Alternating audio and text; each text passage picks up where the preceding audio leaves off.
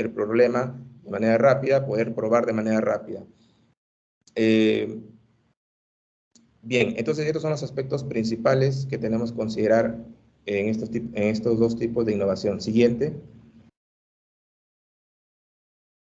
Esta es otra manera de ver nuestros proyectos de exploración y de explotación que tenemos que estar ejecutando en nuestra empresa.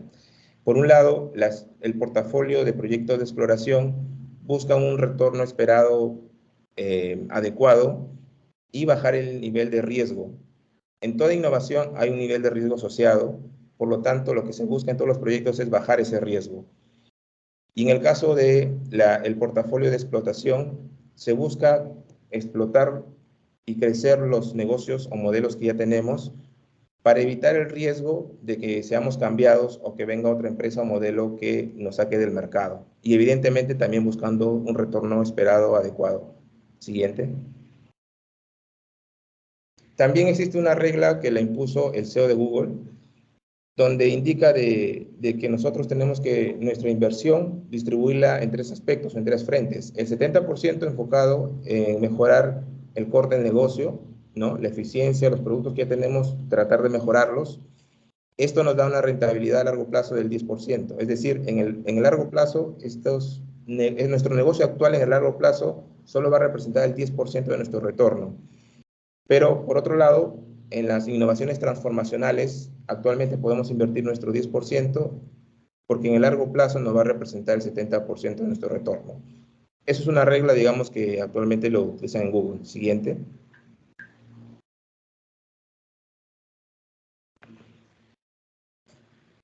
Simplemente para darles un pantallazo de ya hay empresas que vienen innovando, empresas que tienen sus laboratorios de innovación, empresas que utilizan un esquema de innovación abierta donde colaboran, por ejemplo, con startups y pueden entre ellas compartir o hacer sinergia para poder desarrollar innovación. Entonces, para que vean que esto no es nuevo, que ya se viene desarrollando en las empresas actuales. Siguiente. Ok, entonces ahora, ¿cómo innovar? Vamos al siguiente aspecto de ese círculo de lo que les mostraba. ¿Qué metodologías y herramientas utilizar? Siguiente.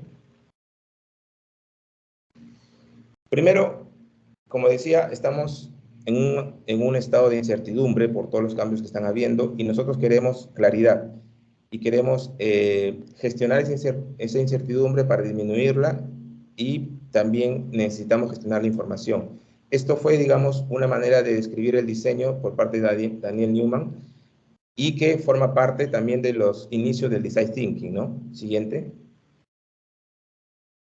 Y bueno, en la escuela de IDEO, que es una escuela de innovación en Estados Unidos, hubo un concepto, hubo una metodología de diseño centrada en el usuario o en la persona, donde bajo este esquema uno logra empatizar y comprender el problema que tiene el sector, el usuario, para poder implementar soluciones adecuadas, ¿no?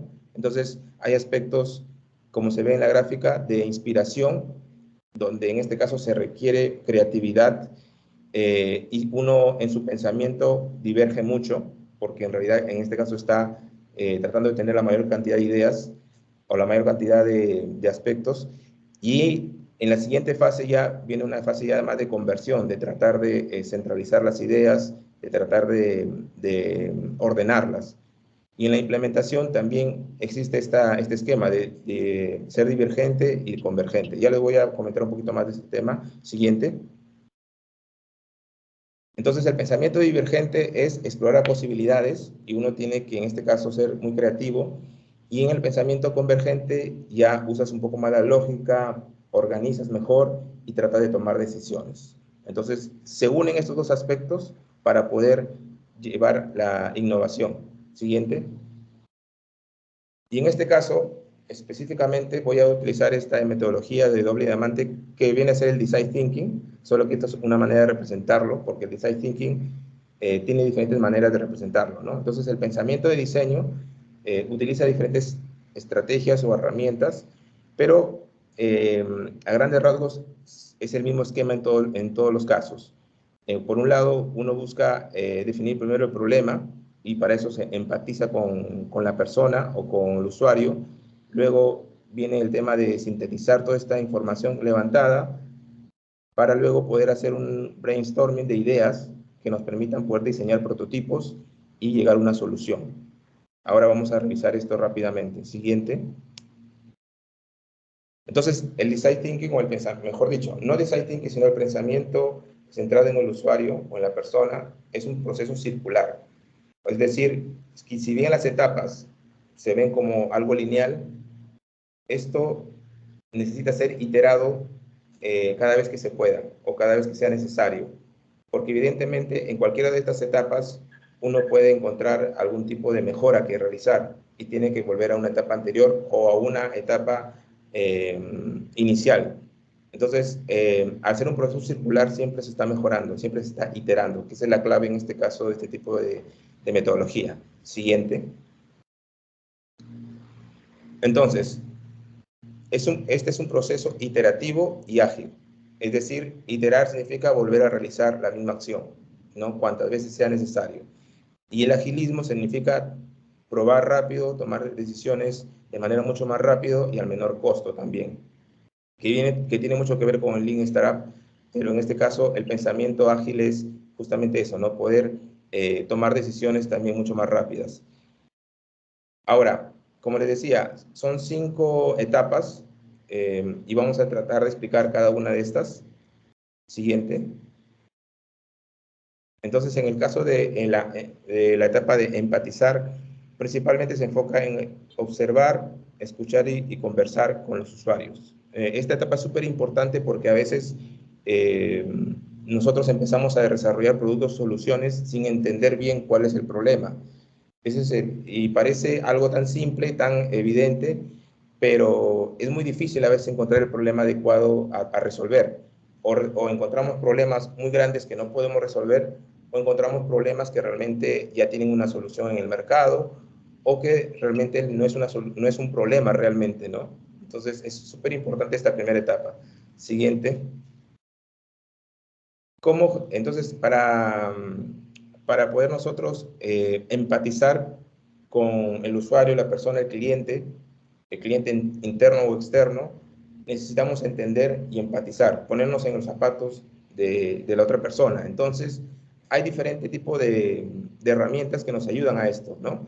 Desde la observación, que es una herramienta súper importante, que a veces se subestima también, la observación, que tiene que ver mucho con el método científico, nos da muchos datos para nosotros poder analizar. Las entrevistas, que también son importantes, y otras herramientas que ahora vamos a explicar. Siguiente. Entonces, por ejemplo, las entrevistas, ¿no? Acá estoy colocando un caso en nuestra startup que tuvimos que realizar entrevistas a doctores, ¿no? A una gran cantidad de doctores para poder entender realmente cuál es el problema que tienen y si nosotros realmente estamos resolviendo ese problema. ¿Cuántas entrevistas se hace? Va a depender de que si tú ya empiezas a encontrar patrones o situaciones que se repiten, ahí estás encontrando un denominador común. Entonces, realmente sí estás pudiendo resolver un problema que en este caso, los doctores tenían, ¿no? Entonces, es importante estas entrevistas y poder realizarlas de manera estructurada y organizada para poder entender realmente el problema que se está teniendo o la situación. Siguiente. También hay una herramienta que es el mapa de empatía, que básicamente es tratar de esquematizar en estos 4, 5, 6 cuadrantes aspectos de nuestro usuario, ¿no? De nuestro usuario, de nuestro cliente. Esto es muy parecido también a otra herramienta que se llama Buyer Persona, ¿no? Pero en este caso, el mapa de empatía se enfoca, por ejemplo, en entender qué es lo que piensa y siente nuestro cliente, qué es lo que entendemos que él siempre escucha, que oye, qué es lo que ve, qué dice, qué hace, cuáles son los esfuerzos que realiza, cuáles son los puntos de dolor. Esto es un aspecto súper importante, cuáles son los puntos que realmente le incomodan a nuestro cliente, ¿no? A nuestro buyer persona, y cuáles son los miedos asociados que tiene, y bueno, cuáles son los resultados también que espera, ¿no? Puede ser personales, profesionales o relacionados a nuestro producto.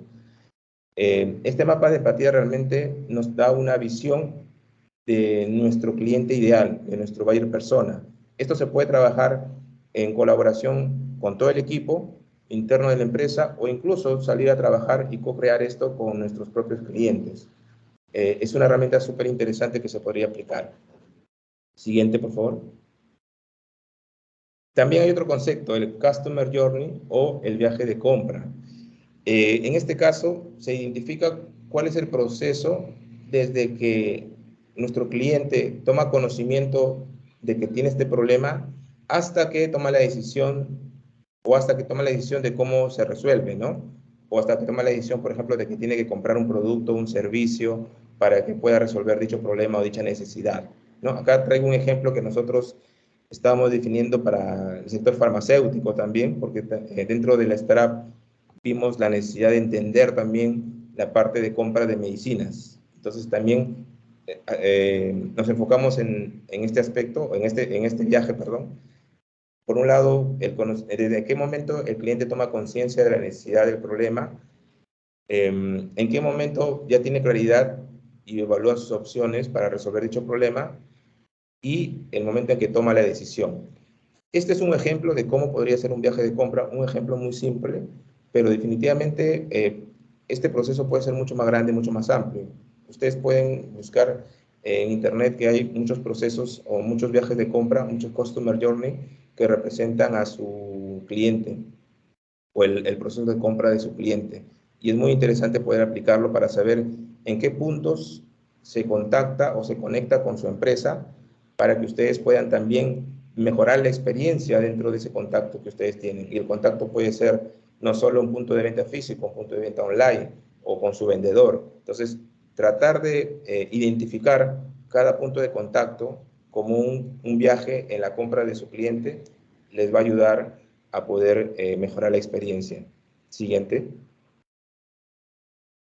Este también es otro ejemplo, incluso colocando dónde se está teniendo una mala experiencia, ¿no? Por ejemplo, en el caso de ingresar al Facebook de una farmacia, tiene un contacto, un número visible para que rápidamente pueda solicitar su orden y eso es algo valorado. Sin embargo, el tiempo de espera para que pueda ser resuelto su pedido o su demanda es realmente muy alto y por lo tanto tenemos acá un aspecto a mejorar, por eso se está señalando de esa manera. Entonces, así podemos nosotros ir esquematizando nuestra experiencia de compra en el viaje de compra del cliente. Siguiente. En la parte de definición vamos a ver cómo podemos sintetizar, visualizar y procesar esto para acotar el problema. Una vez que ya hemos levantado toda la información con estas herramientas de entrevistas, observación, etcétera, vamos ahora a tratar de sintetizar la información que tenemos. Siguiente. Entonces, hay un concepto de operacionalizar la información, es decir, bajar toda la información para que esto pueda ser analizado. Porque evidentemente en la observación o en las entrevistas es una data que no está estructurada. Por lo tanto, tenemos que distribuirlo de esta manera. Por un lado, los datos relevantes que nos permiten entender al usuario y su contexto, los pain points que vendrían a ser como los puntos de dolor o situaciones no deseadas, del mismo modo también los puntos de felicidad o situaciones deseadas. Es importante estos dos aspectos. Las soluciones informales de problemas actuales, cómo están resolviendo de manera informal, que quizás nosotros como empresa no estamos resolviendo nuestros clientes o nuestros usuarios y que ellos lo están resolviendo de una manera empírica o informalmente fuera de nuestro proceso. Hay que entender eso para darle alguna solución. También cosas que sean incompatibles, que por un lado desee el usuario y nosotros estamos dando otro tema que no desea, y algunas soluciones que los usuarios puedan proponer. Siguiente. Entonces acá, bueno, es un ejemplo también en nuestro caso, pues de Octavio, que también identificamos con las farmacias, que también era un sector que estábamos investigando. Hemos encontrado algunos patrones, como por ejemplo en las farmacias, de que al menos en el sector, en el segmento donde nos enfocamos, no utilizaban delivery y no utilizaban un sistema informático también, ¿no? Y punto de dolor, por ejemplo, tienen costos más altos en comparación de otros de los competidores, porque estábamos en un segmento de farmacias independientes y hoy, evidentemente, la farmacia de cadena es mucho más eficiente en ese sentido. Y así vamos identificando otros aspectos importantes para entender el contexto y luego analizarlo, ¿no? Siguiente. Bueno, acá también hay un ejemplo de cómo podemos bajar las observaciones, porque también se tienen que bajar las observaciones. La parte cualitativa también es importante tenerlo en cuenta en este tipo de herramientas. Siguiente.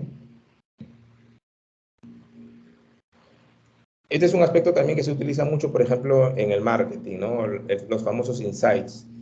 Y es importante que nosotros podamos ver, como, como, como se decía en un dibujo animado, más allá de lo evidente, porque uno puede aprender observando y tratando de entender cuáles son los problemas y lo que no nos está diciendo el cliente o el usuario. En una entrevista probablemente te pueden decir algunas cosas relacionadas con tu pregunta, pero hay aspectos que no se están diciendo o aspectos que se están omitiendo y que esa omisión te puede estar dando a ti una información relevante para entender la problemática. Siguiente. Acá también hay una pequeña herramienta de IDEO para que podamos entender cómo identificar nuestro problema. Siguiente. Entonces acá, por ejemplo, puedes hacerte tu pregunta. Lo más importante es hacer la pregunta correcta, ¿no? ¿Cómo podríamos mejorar el uso? Por ejemplo, en este caso, hacer una pregunta como de diseño, como usan los diseñadores, ¿no? ¿Cómo podríamos mejorar el uso del plástico? En nuestro caso, por ejemplo, en Doctavio, ¿cómo podríamos mejorar la experiencia del usuario o del doctor en el uso en su consulta médica, ¿no? Lo que encontramos, por ejemplo, uno de los insights que encontramos es de que el doctor el doctor no quisiera, por ejemplo, ver temas administrativos. A él le encanta estar en el tema de la atención y ese es su foco. Entonces, por lo tanto, tendríamos que buscar soluciones para que no vea o sea el mínimo posible el uso de ver temas administrativos y que se enfoque en su atención médica. Siguiente. Vamos a ver el tema de idear, de ideación. Acá ya divergemos un poco, ya no hemos pasado de una etapa de convergencia donde tratamos de definir en base a lógica, en base a patrones, pero ahora para hacer un tema de ideación sí necesitamos ya converger un poco, ¿no? Ser creativos, un poquito más de creatividad. Siguiente. Bueno, hay diferentes herramientas como el brainstorming, el hecho de en sesiones de grupo, focus group, preguntarnos situaciones, e incluso utilizar temas de storytelling para poder explicar adecuadamente la problemática con nuestro público objetivo. Siguiente. Y yo me voy a enfocar rápidamente en esta herramienta, que es el lienzo de propuesta de valor, una herramienta, como ven ahí, de una empresa que se enfoca precisamente en elaborar este tipo de herramientas, donde, por ejemplo, por un lado, entendemos a nuestro usuario. Esto está muy relacionado con el mapa de empatía, esta parte donde se muestran las alegrías y las frustraciones, así como los trabajos del cliente. ¿Qué significa esto? ¿Cuáles son los trabajos que están relacionados a la solución, al problema que está teniendo? ¿No? Entonces, nosotros tenemos que identificar cuáles son las actividades o trabajos que realiza nuestro cliente para entender dicho problema. Y por otro lado, en el otro aspecto, en la parte izquierda, tenemos justamente que identificar, y en este caso, a través de un brainstorming también, identificar qué productos o servicios podríamos nosotros desarrollar o diseñar para poder resolver esas frustraciones que tiene la persona, el cliente, o poder generarle esas alegrías que está buscando. Entonces, esos dos aspectos son muy importantes. También podríamos crear productos y servicios para ayudarlo en su trabajo diario del cliente. Y es así como nosotros desarrollamos un aplicativo también para ayudar al doctor a que pueda firmar sus documentos médicos, sus órdenes médicas, porque identificamos que el doctor no solo, por ejemplo, requiere recetas médicas, sino también emite certificados médicos, por ejemplo, e incluso doctores que emiten certificados médicos al extranjero, o doctores que están en el extranjero y quieren emitir un certificado médico acá en Perú. Entonces, son aspectos que hemos logrado identificar cuando evaluamos justamente el trabajo diario que realizan estos doctores. Siguiente. El Business Model Canvas también es una herramienta importante para poder esquematizar tu modelo de negocio. Acá, principalmente, bueno, en realidad los 9 cuadrantes son importantes. Por el lado derecho, principalmente relacionado a temas de cliente, ¿no? Donde identificas tu segmento de cliente. En el lado central está la propuesta de valor, que es justamente la anterior herramienta que les mostré para poder crear propuesta de valor. Y por el lado izquierdo ya están tus partners, tus proveedores. En la parte inferior está tu estructura de costos y también cómo vas a generar ganancias. Son 9 cuadrantes que representan y que resumen tu modelo de negocio. Lo interesante de estas herramientas es de que tú puedes iterar, o sea, puedes ir probando, puedes ir creando. Como estamos en una etapa de ideación, pon acá todas tus ideas de modelo de negocio adecuadas y si no funciona puedes cambiar rápidamente, ¿no? Entonces, con esta herramienta tú iteras y eres mucho más ágil. A diferencia de un plan de negocio donde necesitas un levantamiento de información, una estructuración y que probablemente no va a funcionar o no, en la realidad va a ser diferente, ¿no? Entonces, este tipo de herramientas te permiten hacer cambios rápidamente. Siguiente. Bien, vamos a una etapa de prototipar y probar que para mí es muy interesante porque ya estamos, en esta etapa quizás es la más bonita de realizar porque ya empiezas a construir algo que puedas probar con tu cliente. Cuando hablo de cliente, estoy refiriéndome al cliente interno o externo, a un usuario. Entonces, lo estoy hablando de manera general. Siguiente. Entonces, prototipar, ¿qué es?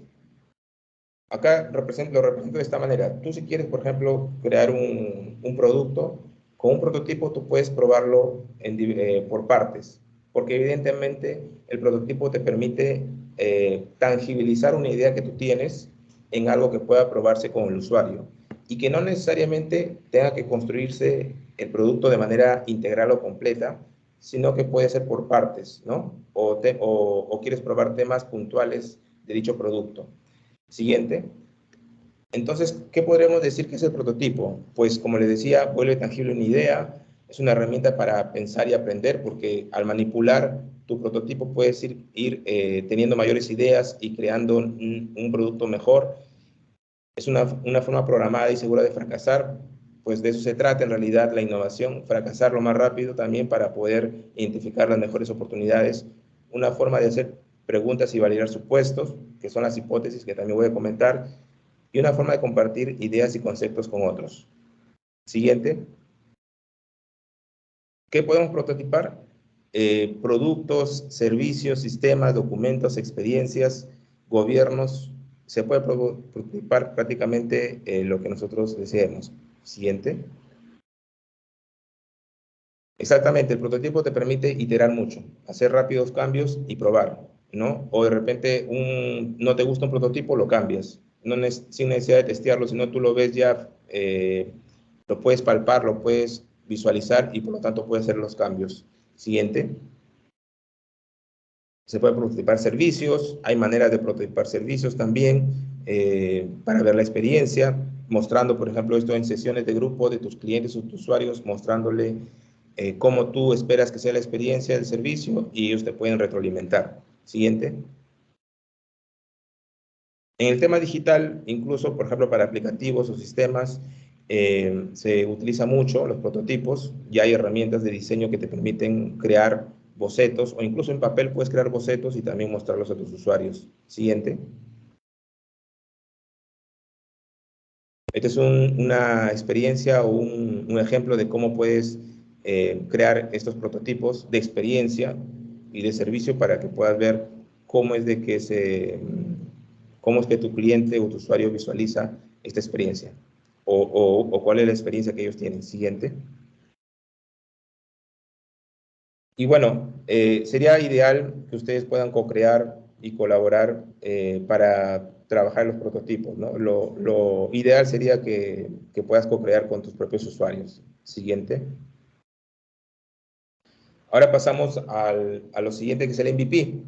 El MVP, a comparación del prototipo, busca crear la experiencia completa. Como le decía, el prototipo busca crear y probar algo específico y no necesariamente la experiencia en su totalidad. lo que sí hace el MVP, el producto mínimo viable. Siguiente. ¿Qué es un MVP? Es la versión mínima viable, en este caso, por ejemplo, de un pastel. Tú estás pensando en un producto, un pastel, por ejemplo, creas un mínimo producto viable, ¿no? Algo que pueda el usuario percibir como experiencia, algo que pueda verlo como un producto completo, ¿no?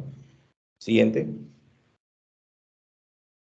Entonces, es la versión del producto que permite recolectar la mayor o la máxima cantidad de aprendizajes con el menor mínimo de esfuerzo, con el menor nivel de esfuerzo. Siguiente. También los folk track, por ejemplo, son maneras de crear MVPs, ¿no? Donde tú, si quieres desarrollar un arte culinario, un producto culinario, un restaurante, esta es una manera digamos, menos costosa de poder probar tu producto y evaluar si realmente está teniendo el resultado esperado. Siguiente.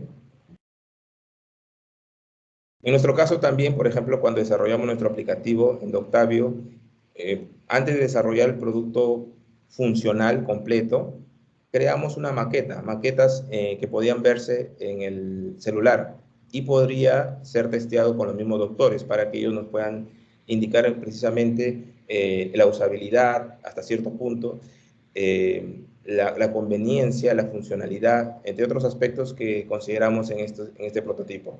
Siguiente. Bueno, este es un concepto que en el mundo del startup se utiliza, que es si no estás apenado de tu primer producto, seguramente gastaste demasiado tiempo en él, ¿no? Entonces, un prototipo justamente es para salir a probar con lo que tenemos, eh, evidentemente buscando cumplir el objetivo del testeo, pero tampoco es gastar demasiado tiempo y recursos en un producto que va a ser testeado y corregido, ¿no? Siguiente. ¿Qué busca el MVP? Hay tres aspectos importantes. Este es también un aspecto súper clave que a veces no se logra considerar en un MVP. Y es que tiene que cumplir tres aspectos fundamentales. Por un lado, la deseabilidad, es decir, tenemos que, con nuestro MVP, probar si lo que estoy queriendo crear realmente el usuario o el cliente lo necesita o lo quiere. La factibilidad es si nosotros estamos en la capacidad de desarrollar ese producto, porque podemos querer desarrollar un producto, pero no estamos en esa capacidad tecnológica o no tenemos los recursos para poder hacerlo. Y la viabilidad, que es, digamos, saber si este producto va a poder ser desarrollado como un modelo de negocio, como un negocio escalable y si trae valor para nuestra empresa. Siguiente.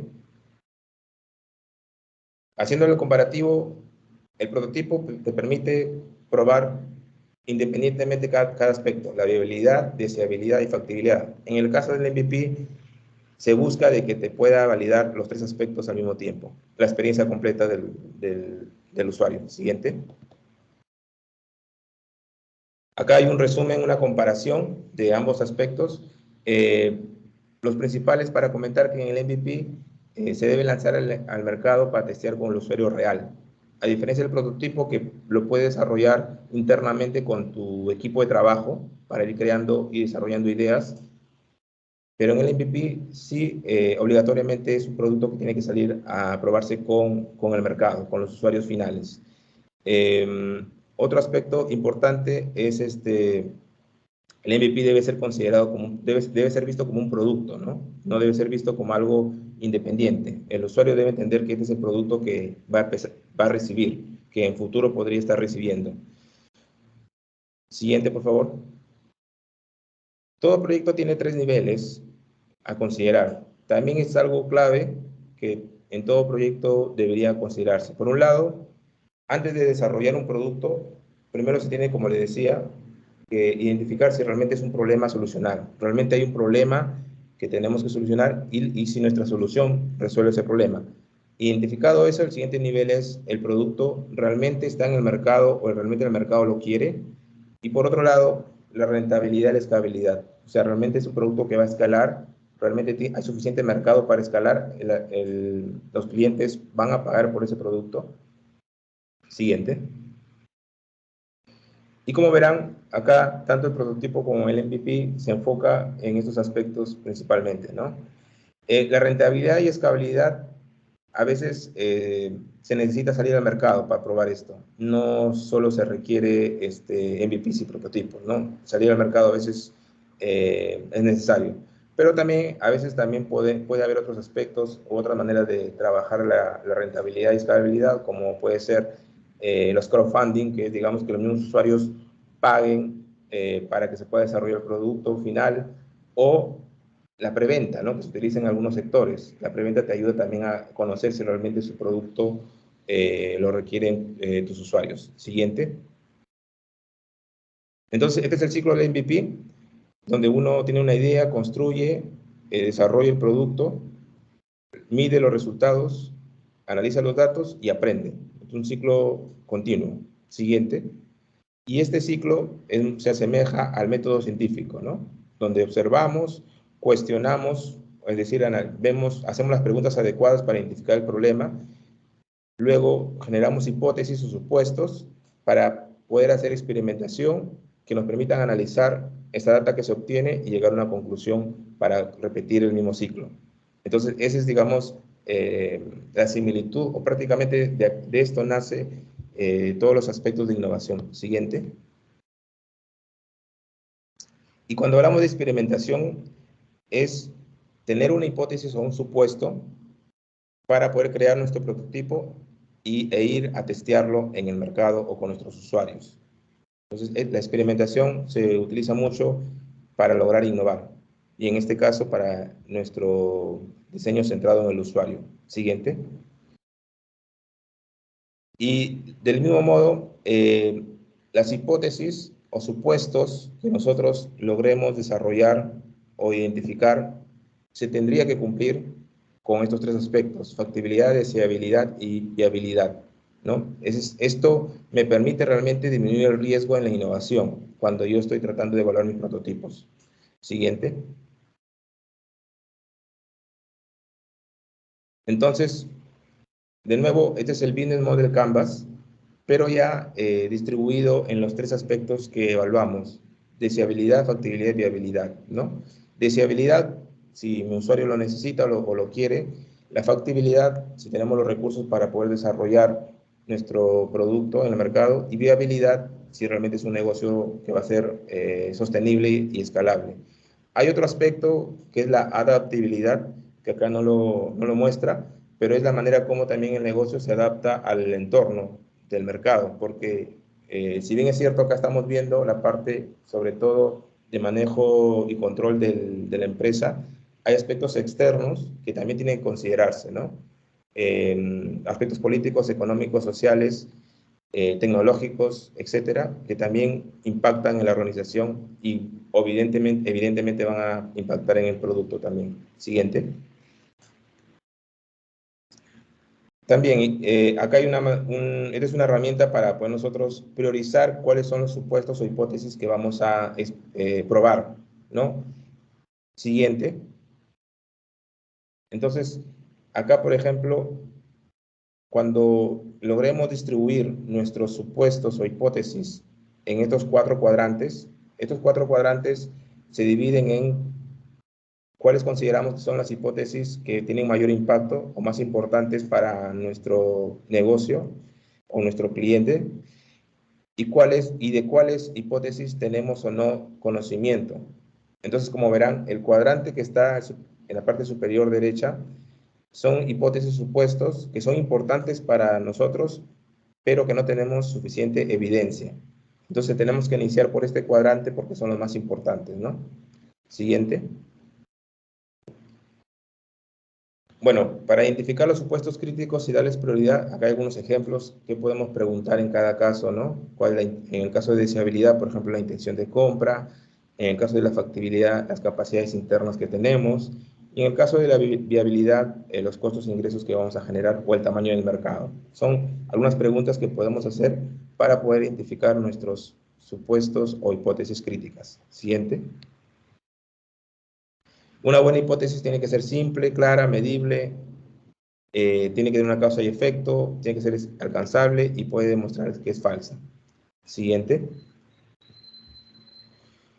Bueno, acá era un ejemplo también de cómo nosotros hemos ido evaluando nuestras hipótesis cuando estábamos haciendo experimentos, ¿no? Listábamos todas las hipótesis, les colocábamos como en una matriz las preguntas que para nosotros eran importantes, de acuerdo a las consideraciones anteriores, si es simple, si es clara, si se puede medir, etcétera. Y de acuerdo a esta matriz lográbamos priorizar los supuestos más importantes. Siguiente. Hay una metodología que te permite también hacer experimentos a través de cartas, ¿no? A través de cartillas, mejor dicho, donde tú identificas o colocas, describes tu experimento para que sea claro lo que se va a realizar. Siguiente. Acá hay otra manera también de colocar nuestras plantillas de los supuestos de acuerdo a la importancia y de acuerdo no a la evidencia que tenemos de cada una de estas, ¿no? Los resultados. No, una anterior, por favor. Una anterior. Ahí está. Bueno, básicamente es lo mismo, solamente indicarles de que cada experimento debe tener una cartilla también de aprendizaje. En esta cartilla de aprendizaje tú vas a colocar lo que has observado, lo que aprendiste y cuáles son las acciones a tomar, ¿no? Muy importante en cada uno de estos casos realizar este tipo de cartillas. Siguiente. Ahora, como les decía, este es un proceso iterativo y ágil. Entonces, la agilidad se representa muchas veces por este ciclo, ¿no? De poder rápidamente tomar acción ante los cambios que se vienen realizando. Ahora, también existe un concepto de sprint. Siguiente. El sprint básicamente es ejecutar algo de manera rápida, planearlo y ejecutarlo de manera rápida. Y esto se realiza por lo general en semanas, bueno, dependiendo del producto, ¿no? En caso de, por ejemplo, desarrollo de software, esto en 1 o 2 semanas pueden hacer sprints, ¿no? Y digamos son ejecuciones de una actividad de manera rápida, ¿no? Y tú puedes en una semana planear, construir, testear, aprender y hacer una retrospectiva, o sea, ver cuáles han sido las mejoras que se tienen que realizar para poder seguir testeando a través de estos sprints. Siguiente.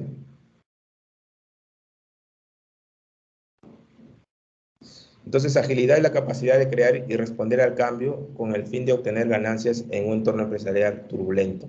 La agilidad te permite responder a los cambios que estamos teniendo. Es más, yo les invito como empresarios a que puedan empezar a utilizar agilidad en sus proyectos. Y no solo estoy hablando de proyectos tecnológicos. La agilidad en realidad es una manera de pensar, la manera de ejecutar tus actividades. Y esto tú lo puedes aplicar en cualquier área y en cualquier actividad que tú estés realizando. Siguiente. Muy bien, voy a pasar a un aspecto, a la tercera etapa, que es los recursos no reembolsables. Siguiente. Actualmente hay un calendario de concursos en ProInnovate, donde ustedes pueden ver todas las oportunidades y proyectos o concursos de fondos concursables, concursos de fondos no reembolsables que ProInnovate está sacando en diversas fechas. Ya ha sacado unos concursos para innovación frente al cambio climático, que ha salido en agosto y se puede presentar hasta septiembre y octubre. Siguiente. Acá rápidamente les comento, recién hubo un webinar y pude captar algunas pantallas con información interesante.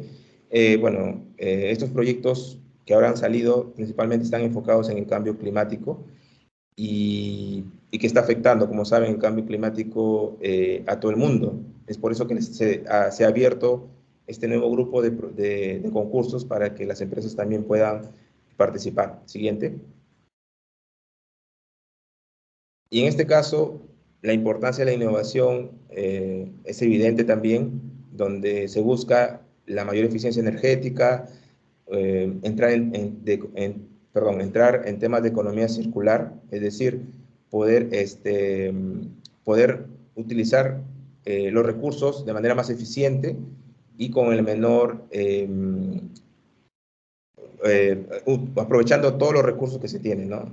Que no haya merma o un producto que no se aproveche y que al mismo tiempo esto genere nuevamente el producto, ¿no? Es un ciclo continuo de economía que se está buscando que las empresas puedan aplicar en sus organizaciones. Siguiente.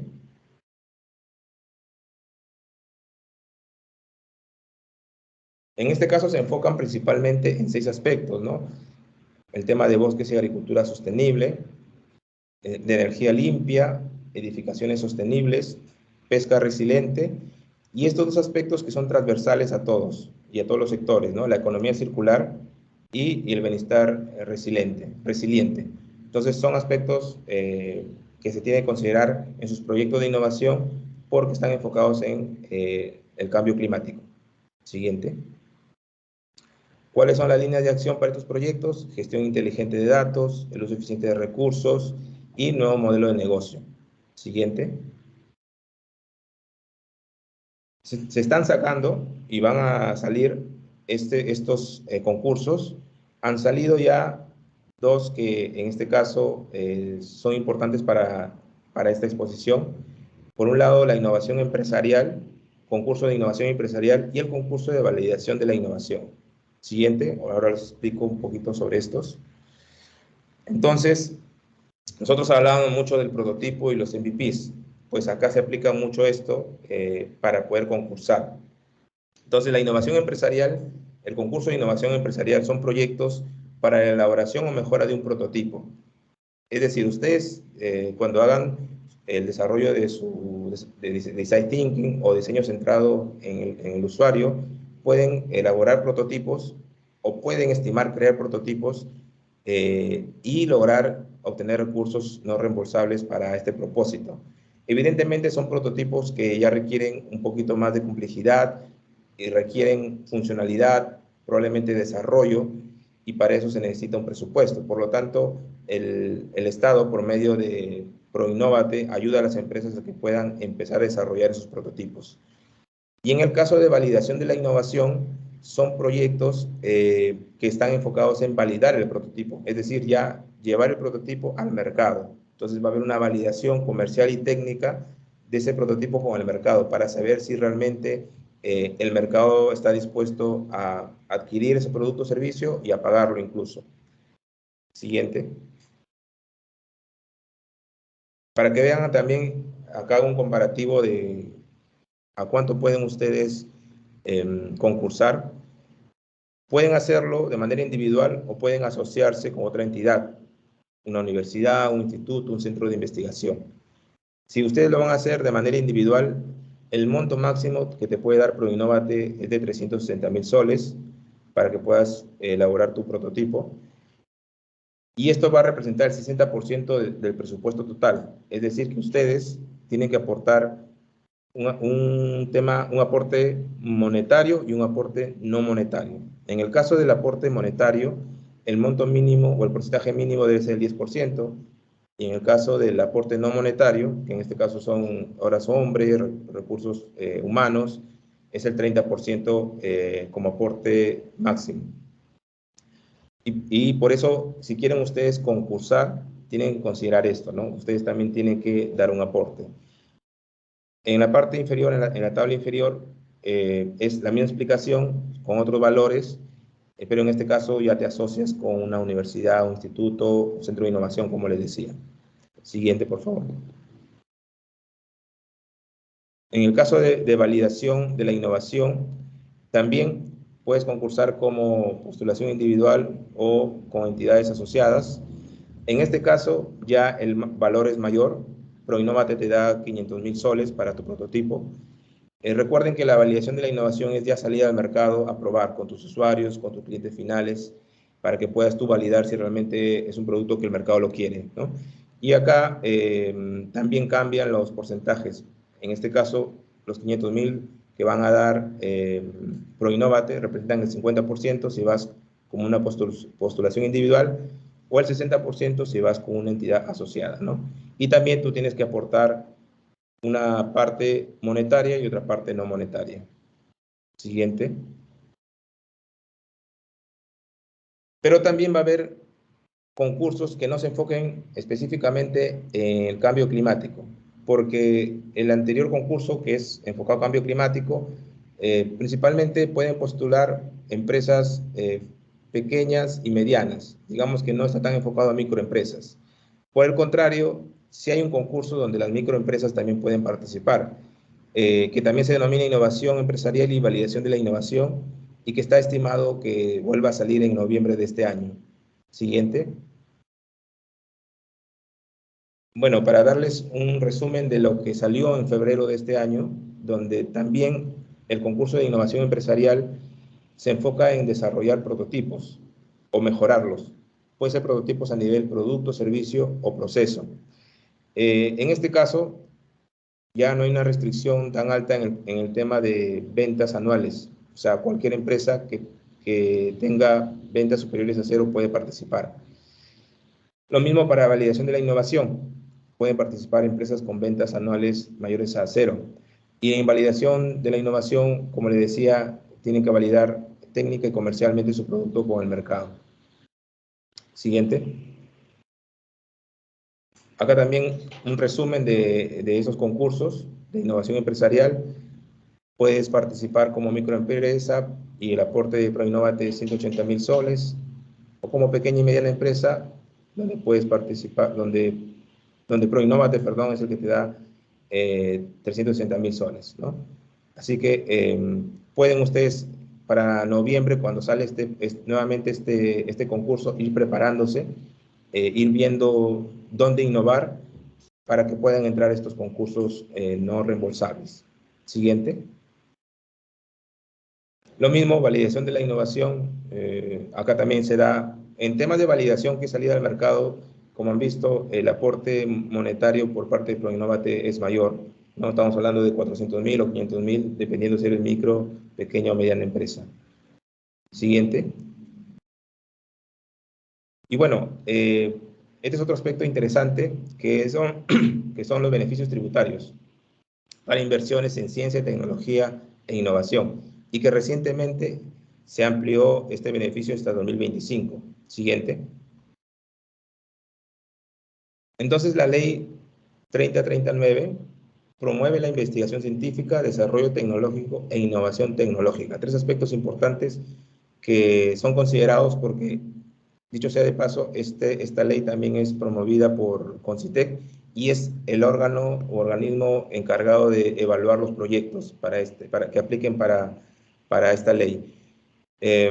Busca que las empresas inviertan en proyectos de I+D. ¿Y cuál es el beneficio? La deducción adicional en el impuesto a la renta, ¿no? En todos los gastos relacionados a estos proyectos. Siguiente. Esto lo capturé de Concitec para ser más preciso. I+D+I son tres aspectos que considera esta ley para la deducción del impuesto a la renta. Por un lado está la investigación científica, que básicamente es la generación de conocimiento, ¿no? Donde, bueno, en este caso los prototipos no aplicaría mucho, porque en realidad nosotros ya nos basamos en un conocimiento que puede estar en el mercado, pero el otro aspecto, que es el desarrollo tecnológico, sí aplica mucho a lo que nosotros estamos ahora comentando, porque en este caso ya es el desarrollo, por ejemplo, del prototipo, ¿no? Ya es algo, es la creación de algo tangible que pueda ser aplicado a tu usuario, tu cliente. Y más aún, la innovación tecnológica, que es el tercer aspecto. Atrás, por favor. Uy, se adelantó mucho. Ah, ahí está. Ok, gracias. Entonces, la innovación tecnológica ya es la interacción con el mercado, ¿no? Ya es desarrollar oportunidades en el mercado con nuestros productos y servicios, que es lo que veníamos hablando de la validación comercial. Siguiente. Entonces, el 30 de diciembre del 2022 se amplió esta ley hasta el 31 de diciembre de 2025. Cualquier empresa puede postular a esta ley, pero en el caso de las MIPYMES tiene una mayor reducción. Le han dado mucha relevancia a la MIPYME para que sea la que se beneficie y que esté motivada a poder desarrollar proyectos de innovación. Justamente el aspecto de los fondos concursables. Recordábamos que nosotros podemos concursar y nosotros tener un aporte monetario y no monetario. Entonces, este aporte que nosotros hagamos a estos proyectos también pueden ser considerados para la deducción de nuestra renta, de nuestro impuesto a la renta, ¿sí? Entonces, interesante lo que podemos hacer acá. Por un lado, conseguir fondos no reembolsables por parte del Estado, y esa parte que nos toca a nosotros aportar lo podemos considerar como deducible de impuestos, de tal manera que tenemos dos beneficios, ¿de acuerdo? También se eliminó el monto máximo total deducible de empresas en este último cambio. Antes había un límite de 500 UITs como máximo de deducible, pero ya ahora no hay un límite, ¿no? Que también es un interesante cambio también. Siguiente. ¿Cuáles son los porcentajes? Bueno, nosotros, por ejemplo, si tenemos ingresos netos menores a 2.300 UITs, vamos a tener un adicional del 100%. En el caso, por ejemplo, si nosotros ejecutamos directamente el proyecto, le adicionamos un 90% a nuestro deducible. Pero si nosotros, acá una aclaración. En el caso del deducible de 190%, cuando nosotros hacemos indirectamente el proyecto con una empresa fuera de Perú. Pero si hacemos el proyecto de innovación directa, nosotros lo hacemos directamente o lo ejecuta indirectamente una empresa peruana, tenemos un adicional deducible de 140%, o sea, en total 240%. Por eso les decía que se enfoca mucho en las empresas MIPYMES y que realicen proyectos de innovación directamente o con una empresa o con otra empresa domiciliada en Perú. ¿Qué otra empresa puede ser? Centros de innovación, que son autorizados por Concitec también. Son centros de innovación que ayudan a las empresas. Pueden ser centros en universidades o centros de innovación independientes, ¿no? También para uno antes sí. Ajá. Cuando los ingresos netos son mayores a 2.300 UITs, también hay un adicional en su deducción de impuestos, menor, pero de todas maneras muy interesante, porque también ustedes pueden adicionar un 60 o un 90% si son gran empresa para que sus proyectos se puedan deducir con un monto mayor. Siguiente, por favor. Entonces acá rápidamente es un ejemplo para que ustedes vean que como empresa somos una empresa que factura menos de 2.300 UITs, somos una pequeña empresa, desarrollamos un proyecto modalidad directa, nosotros mismos lo hacemos. Nuestro presupuesto del total del proyecto es 20.000 soles, ¿no? Para el proyecto de innovación. El tiempo de proyecto dura 1 año y el beneficio tributario en este caso, de acuerdo a la tabla que hemos visto, es de 140% adicional. Es decir, nuestro gasto real fue 20.000, nuestro beneficio tributario 28.000, pero la deducción total es de 48.000. Es una deducción muy interesante para el caso de poder nosotros disminuir el impacto en los impuestos. Siguiente. Y con esto yo termino la presentación. Me he demorado un poquito más de 1 hora porque quería realmente mostrarles todo esta información. Igual, cualquier consulta que tuviesen, pueden hacérmelo a mi correo o a mi WhatsApp para poder con gusto ayudarles. Y en la encuesta que les envió Diana, también pueden indicar si están interesados en tener un diagnóstico inicial gratuito para saber si pueden aplicar con algunos proyectos o ayudarlos incluso a empezar con la elaboración de algún proyecto de innovación. Bueno, si tienen alguna duda o consulta, con gusto. Muchas gracias.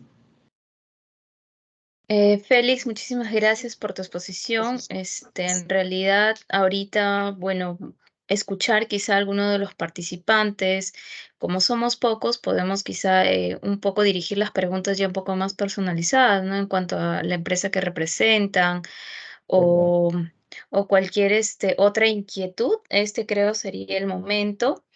Como ya mencionó Félix, he dejado el enlace para que puedan llenar una pequeña encuesta. Es un beneficio que también tenemos de parte de Félix, que puedan tener una asesoría con él.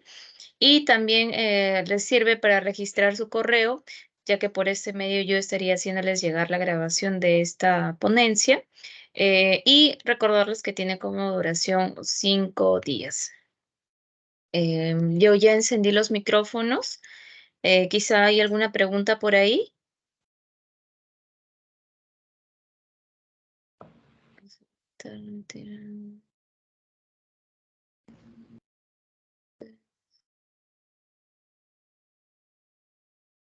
Bueno, quizá no participan, pero igual nuevamente hacerles la invitación a llenar el pequeño cuestionario que está en el chat. Y dejo mis datos. Mi nombre es Diana Cotrina. Tenemos una oficina en Senati, de la sede descentralizada de Lambayeque de la Sociedad Nacional de Industrias. Y bueno, Félix, como ya tienen tus datos también, se les va a hacer llegar la grabación. Agradecerte por este espacio. Los invitamos a seguirnos en nuestras redes sociales. Estamos presentes en Facebook, Instagram, LinkedIn. Tenemos muchas noticias actuales e información de todos nuestros webinars gratuitos. Y bueno, Félix, te agradezco mucho nuevamente. Hasta una próxima oportunidad, entonces. Muchas gracias, Diana, y muchas gracias a todos. Estamos en contacto. Que tengan buenas noches. Igualmente, que tengas una buena noche. Hasta luego y muchas gracias por participar.